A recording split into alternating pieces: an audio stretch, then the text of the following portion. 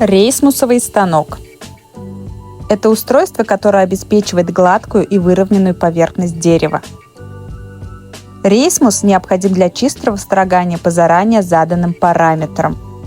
Он снимает слой сырья, за счет чего изделие получает заданную ширину и идеально ровную поверхность. Это упрощает дальнейшие действия, ускоряет процесс и повышает качество обрабатываемых элементов.